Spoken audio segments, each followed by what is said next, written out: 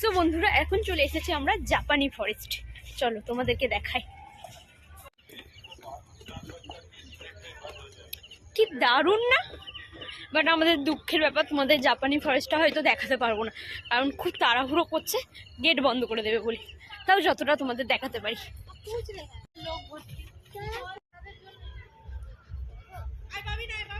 এই দেখো জাপানি ফরেস্ট।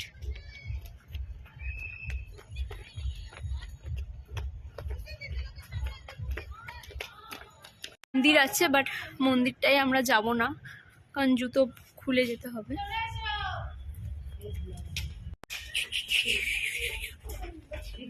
তোমাদের সমস্ত কিছু ছোট ছোট মিনি ব্লগে দেখতে পাবে তোমরা, কারণ অনেক বড় ব্লগ হয়ে গেলে তোমরা কেউ বুঝতে পারবে না।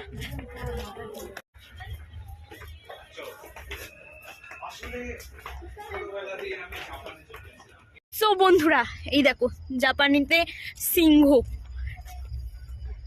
চারিদিকটা দেখো,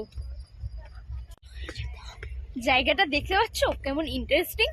মানে জাপানে তো চলে আসলাম, কলকাতা থেকেও যদি জাপানের অনুভব করতে পারি, আর কি চাই জীবনে। জাপান ঘুরবো, আর প্যারিসে যখন যাব সেটাও তোমাদেরকে দেখাবো। হাই বন্ধুরা, তোমরা কি একটা জিনিস ফিল করতে পারছো? চারিদিকে অন্ধকার আর জঙ্গলের মধ্যে দিয়ে হাঁটছি, মানে একটা আলাদা রকম অনুভূতি।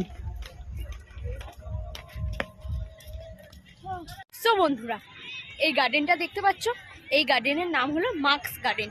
তোমরা দেখতেই পেলে কিরকম ভূতের মতন সবাই তাকিয়ে আছে না? বাচ্চারা কিন্তু ভয় পেয়ে যাবে, মানে আচমকাই দেখলে। আর ফুলগুলো দেখ কি দারুণ ভাবে ফুটেছে।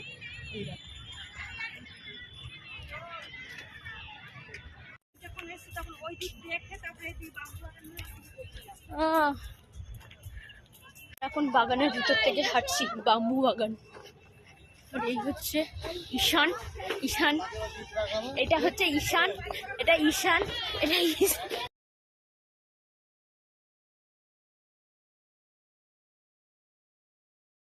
এই জায়গাটা আমার খুব সুন্দর লাগে, কি সুন্দর।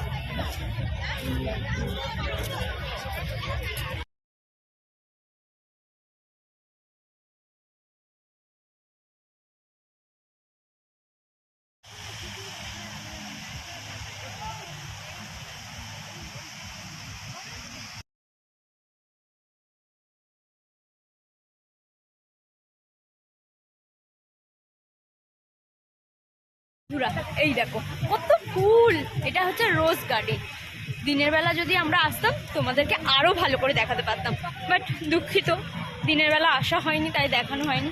এই দেখো সাদা রোজ, বিভিন্ন রকমের রোজ, বিভিন্ন রকমের। এই দেখো টয় ট্রেন যাচ্ছে। চলো তোমাদেরকে যতটা পারি রোজ দেখাবো।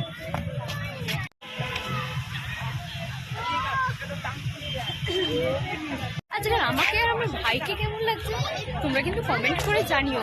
তোমাদের প্রিয় ঈশান, যাকে তোমরা সব সময় মিস করো, সব সময়।